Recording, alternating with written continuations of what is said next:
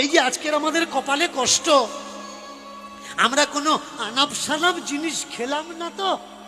অনেকে বলে আজে বাজে জিনিস খেলে নাকি কপালে কষ্ট হয়। ভালো করে শুনবেন মায়েরা, কপালে মানুষের কষ্ট কেন আসে?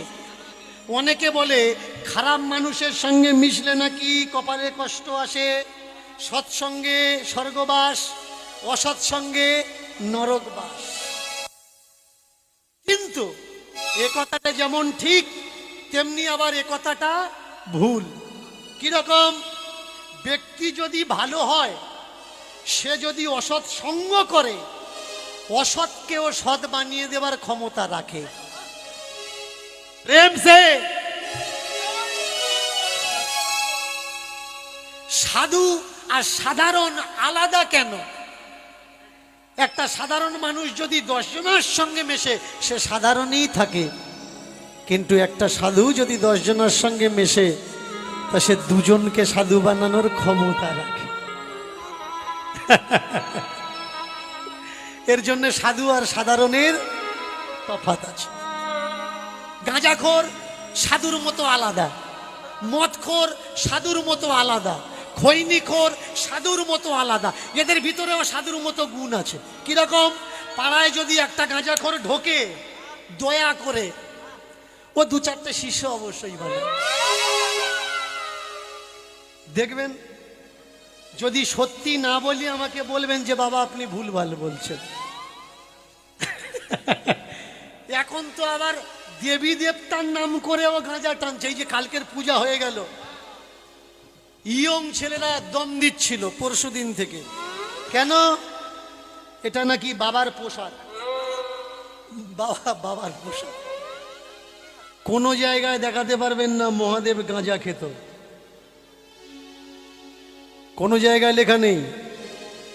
পূজার বিধানে দেখবেন এখানে লেখা আছে সিদ্ধি, গাঁজা বলে লেখা নেই। কিন্তু কি খেতেন? সিদ্ধি খেতেন। সিদ্ধ থেকেই সিদ্ধি। সিদ্ধি মানে মোক্ষের একটা সিঁড়ি মাত্র। সিদ্ধি মানে গাঁজা নয়। যারা সিদ্ধিকে গাঁজা বানিয়েছে তারাই বাবার প্রসাদ বলে গাঁজায় দম লাগায়। আর যারা জানে যে সিদ্ধি মানে কি, তারা দম লাগায় না, তারা এই দম নিয়ে পরমাত্মায় লাগিয়ে দেয়। এই হলো পঞ্চসিদ্ধির একটা সিদ্ধি। আগে জানা লাগবে কীর্তন। কীর্তন করব কেন? লোক শিক্ষা দেওয়ার জন্যে। কীর্তন শুনবো কেন? অনেক কিছু শেখার জন্য। আমি যখন কয়েকটা শিল্পীকে নিয়ে বলছিলাম, অনেকে রাগারাগি করছিলেন, তাই না? কিন্তু আমার কষ্টটা কোন জায়গায় জানেন? সমাজকে দেওয়ার জন্যে কারা দেবে? আমরাই তো দেব। সেই আমরা যদি ঠিক না হই, সমাজ কি কিছু শিখতে পারবে? বলুন না, পারবে না। আমি বলছি যে ওগো বিড়ি তোমরা খেও না। একটা কীর্তনিয়া জীব জগৎকে শিক্ষা দিচ্ছে বিড়ি তোমরা খেও না, কিন্তু কীর্তনের পরে সে গিয়ে সিগারেট বের করে খাচ্ছে। কারণ ও বিড়ি খায় না, ও সিগারেট খায়। তোর না হয় পয়সা আছে, তুই সিগারেট খেলি। যাদের পয়সা নেই ও সিগারেট কিনবে কি করে?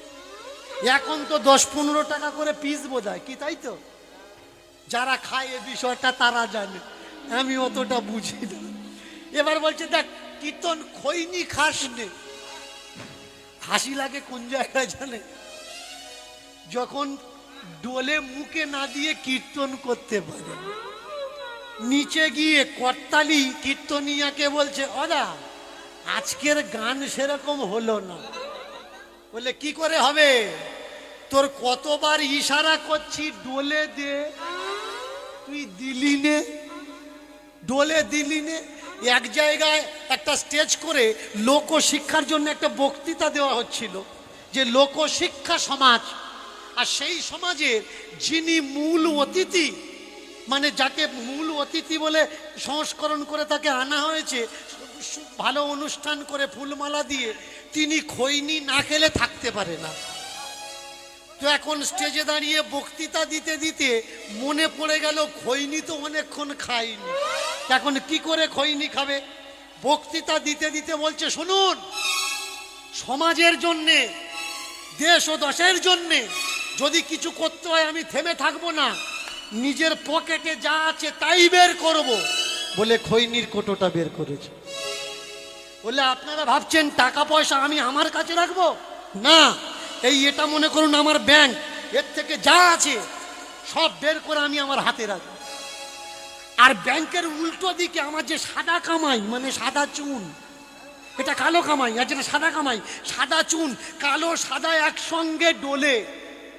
আগে আপনাদের না, আগে আমি খেয়ে দেখব, যদি ভালো থাকি পরে আপনাদের দেব। এই হচ্ছে আজকের সমাজ। যে মাস্টারটা স্কুলে পড়াচ্ছে সে ভালো করে মাস্টার ইংরেজি জানে না। দেখেছেন বাংলার দশা দেখুন। আমি তো এসব কথাগুলো বলা ছেড়ে দিয়েছি। আমাদের ভারত সরকার, আমাদের রাজ্য সরকার, এরা দেখলে বেটা ছেলেরা চোর, বেটা ছেলেদের উপরে দায়িত্ব দেওয়া যাবে না।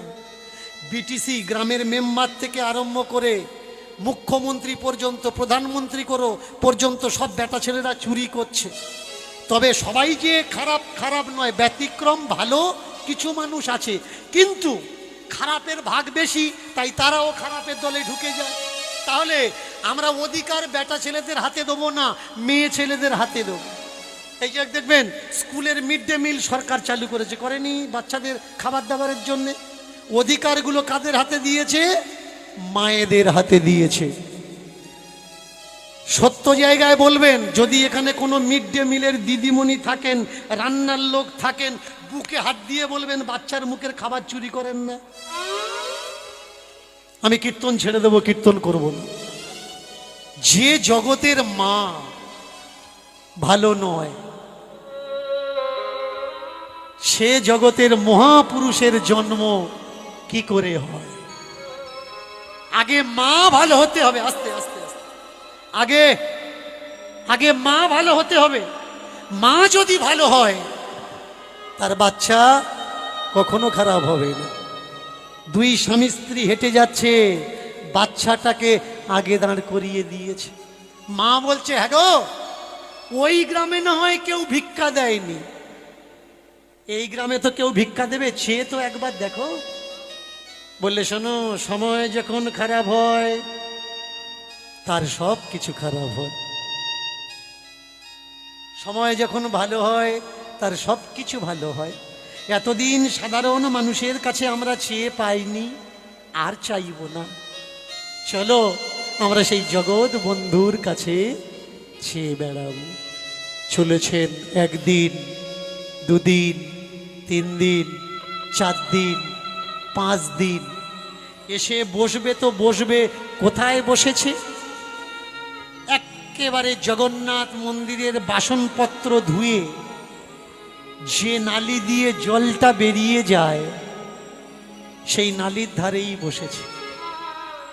জানে, হে জগন্নাথ, হে প্রভু আমার, আজকের আমরা জগন্নাথের মন্দিরে এসেছি, কিছু না কিছু প্রসাদ তো অবশ্যই পাব, আমরা অভুক্ত থাকবো না। কিন্তু অভাগা যেদিকে চায় সাগর শুকিয়ে যায়। কদিন অনাহারে তবু কিছু পেল না। জগন্নাথ মন্দিরের সেই সব বর্তন প্রসাদের যে বাসন কুসনগুলো ধুয়ে নালি থেকে জল যাচ্ছে, সেই জল ধরে নিয়ে বন্ধু মহান্তি নিজের বাচ্চা আর নিজের বইয়ের বুকে ধরেছে। বললে, জানো, প্রসাদ পাইনি তাতে কি আছে, এটা প্রসাদের ধোয়া থালা বাসনের জল যাচ্ছে, এটা পান করো, ভালো হবে, কল্যাণ হবে, আনন্দ পাবে, খিদে দূর হবে। এই থালা বাসন ধোয়া জল পান করো। ছোট্ট বাচ্চাটা বলছে, বাবা, কদিন তো জল খেয়ে আছি, আজকের কি জলের সঙ্গে কিছু পাবো না? বাবা বলে উঠলে, বাবা রে পাবি, অপেক্ষা কর, ধৈর্য ধর। একটা আঁটি পুঁতলেই যে গাছ হয়, হয় না, অপেক্ষা করতে হয়। সেই আঁটি থেকে অঙ্কুর বেরোয়, সেই অঙ্কুরটা একদিন ছোট্ট চারা গাছে রূপান্তরিত হয়, ওই চারা গাছটা একদিন বৃক্ষ গুঁড়িতে রূপান্তরিত হয়, আর ওই বড় গাছ যখন হবে না বাবা, তুই ফল খেয়ে পারবি না। ছেলেটা বলছে, বাবা আজকের খিদে পেয়েছে, আজকের কিছু খেতে পাচ্ছি না, আর কত অপেক্ষা করব বাবা, আর কত অপেক্ষা করব। বাবা ছেলেকে শিক্ষা দিচ্ছে, শোন খোকা, যে অপেক্ষা করে ঈশ্বর তাকে কখনো উপেক্ষা করে না, আর যে অপেক্ষা করে না ঈশ্বর আর সমাজ তাকে উপেক্ষা করে দেয়। তাই অপেক্ষা কর, অপেক্ষা করলেই তুই পাবি। যখন বিপদে পড়বি জানিস কি করবি? গুরু নাম, গুরু নাম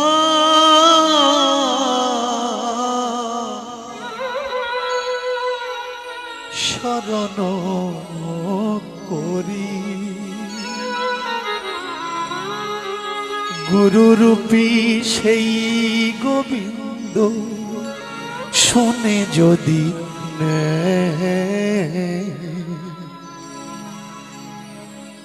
অভাব নাহি রয় কপালে, অভাব নাহি রয়,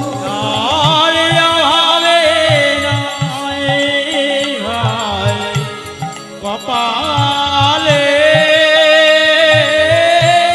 অভাব নয়, কপালে।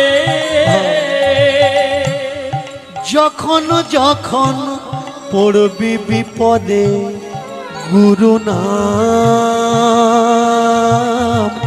নিবি, সেই গুরুরূপী গোবিন্দ যদি শুনে নে কপালে, অভাব নাহি রয় কপালে, অভাব নাহি রয়, অভাব নাহি রয়, অভাব নাহি রয়। হে প্রাণনাথ,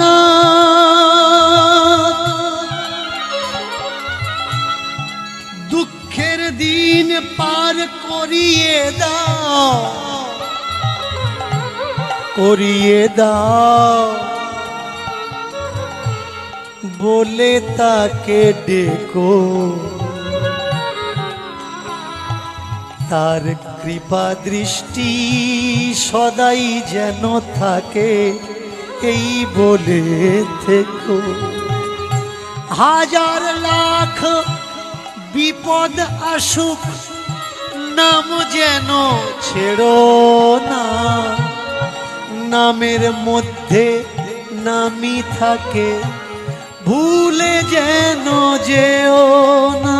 নামের মধ্যে নামি থাকে ভুলে যেন যেও না, নামের মধ্যে নামি থাকে ভুলে যেও না,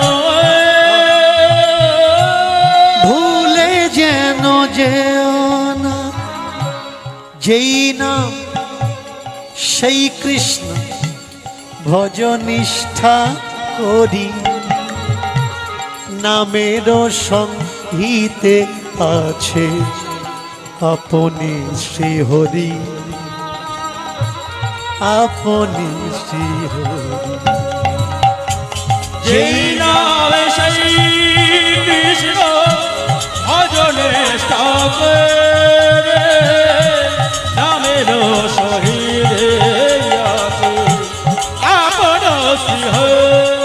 হরি যেই নাম সেই কৃষ্ণ ভজনিষ্ঠা করি, নামেরও সংহিতে আছে আপনি শ্রীহরি।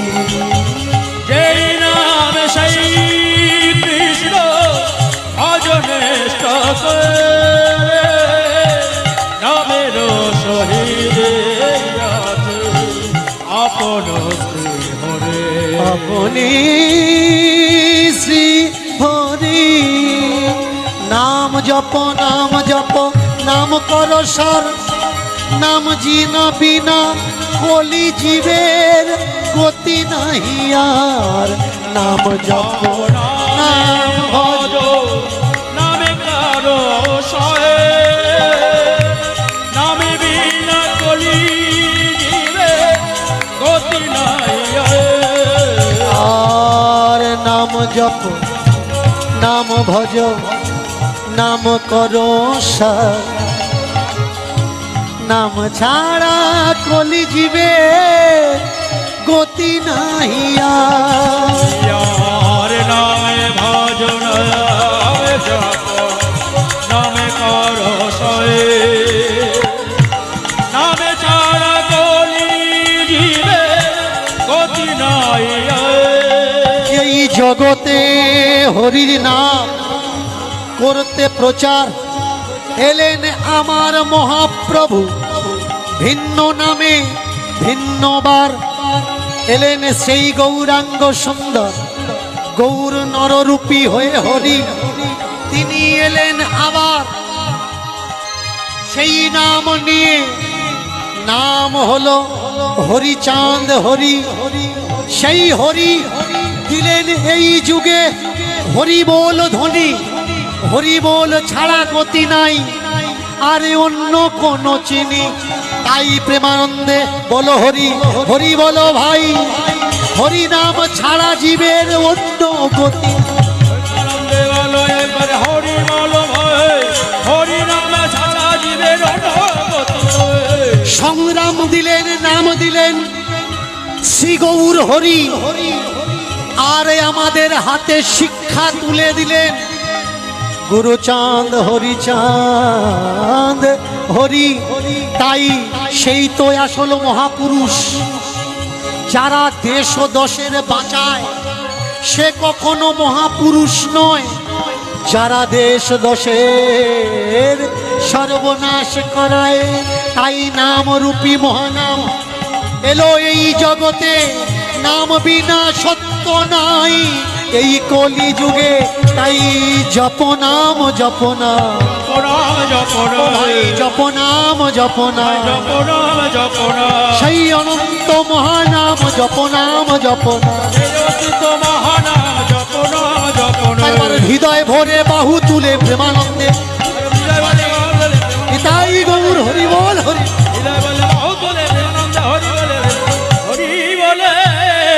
আমার যখন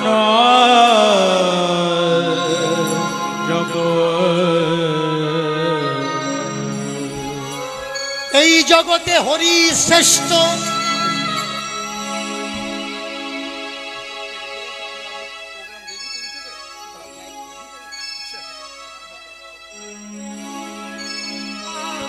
এ আমার ভক্ত নয়, ঠাকুরের ভক্ত। কেমন? তাই আজকের আপনাদের সবাইকে দেখাচ্ছি আমার প্রাণ বল্লভের ছবিখানা এই আজকের আমায় দিয়েছে। এটা আজকের সব থেকে বড় পায়া। প্রেম সে নেতাই গৌর হরি বল, নেতাই গৌর হরি বল। এবার মন দিয়ে শুনুন, আমি প্রথমে কীর্তন করতে উঠেই বলেছি যে আমি অনেক ভালো কথা বলবো, অনেক মন্দ কথা বলবো। মন্দ কথাটা কেউ নেবেন না, শুধু ভালো কথাগুলো নেবেন।